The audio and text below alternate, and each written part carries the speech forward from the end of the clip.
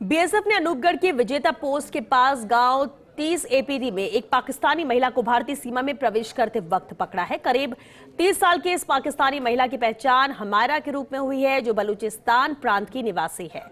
हमारा के पास mobile phone और कुछ स्वर्ण आभूषण भी मिले हैं। हमारा ने भारतीय अधिकारियों को बताया कि वो पाकिस्तान नहीं लौटना चाहती, वहां उसकी जान को खतरा है। हालांकि सुरक्षा एजेंसियां उसकी पृष्ठभूमि और भारत में प्रवेश के उद्देश्यों की जांच कर रही है और हमारा से पूछताछ के लिए संयुक्त जांच समिति का गठन किया गया है। फिलहाल सुरक्षा एजेंसियां मामले की गहन पड़ताल में जुटी हैं और हमारा को सुरक्षित स्थान पर रखा गया है। आपको बता दें कि हाल ही में बलूचिस्तान अंतर्राष्ट्रीय सुर्खियों में रहा है, विशेष रूप से ट्रेन हाईजैक की घटना के बाद।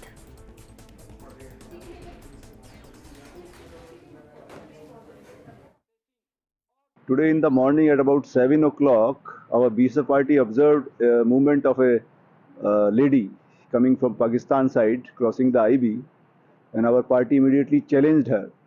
But she was reluctant to go. Then our party went there and interrogated her why she has come. So she revealed that she is from Balochistan. She was married to Mr. Qasim. And she was not very happy with her family life, and as per her version, it's a case of domestic violence, and she was reluctant to go back.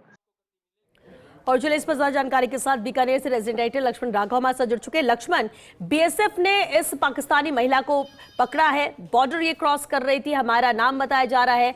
क्या कार्रवाई आगे की जा रही है इसे लेकर, क्योंकि ये वापस पाकिस्तान नहीं जाना चाहती?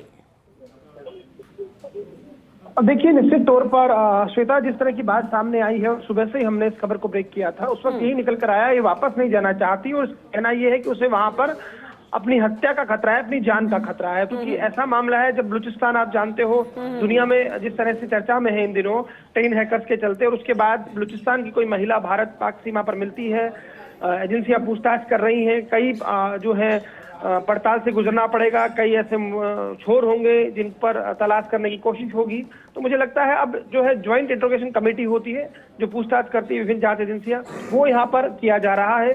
तकरीबन 2 दिन के लिए ऐसा होगा, उसके बाद आगे कुछ किया जाएगा। और आप जानते हैं श्वेता जी, इस तरह की घटनाएं पहले भी आई हैं, लेकिन इस मामले में वही है कि वापस नहीं जाना चाहती। आपने सीमा हैदर का मामला सुना होगा, जिस तरह से वो सब चला, और इन दिनों इसके उलट भी हुआ है। भारत से भी पाकिस्तान जाने की बात आई, लेकिन वहां पर उल्टा हुआ है, वहां पर उनको शिकार बनाया गया। अभी आजकल एक फिल्म भी चल रही है द डिप्लोमेट, इसमें पूरी कहानी है वो इसी तरह के मामले में। लेकिन यहाँ पर ये अलग है कि उसे जान का खतरा है और वो अपने ही देश नहीं लौटना चाहती।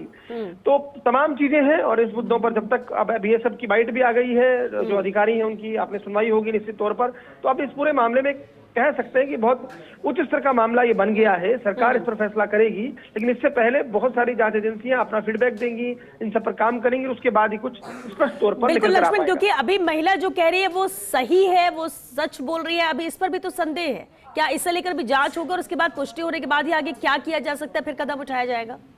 बिल्कुल, आप ठीक कह रहे हैं। अभी चूंकि महिला का वर्जन है ये, केवल और केवल जांच एजेंसियों को तो अपना काम करना है। क्योंकि हालांकि बात आई है, उसके पास ऐसा कोई घातक चीज नहीं मिली है, एक मोबाइल मिला है, कुछ सोने के आभूषण मिले हैं जो हमने बताया है, और लेकिन फिर भी क्या है, कोई स्पाई तो नहीं है। एंगल सारे जांचने ही होते हैं जब सीमा पर इस तरह की बात हो। और लेकिन जो जिस तरह की प्रथम दृष्टया बाइट जो हमने सुनवाई हमारे दर्शकों को, उसमें यही निकल कर आया कि अभी जेआईसी होगी, ज्वाइंट इंट्रोगेशन कमेटी जो है पूछताछ करेगी, उसके बाद चीजें साफ होंगी। चलिए, बहुत शुक्रिया लक्ष्मण इस पूरे अपडेट के लिए।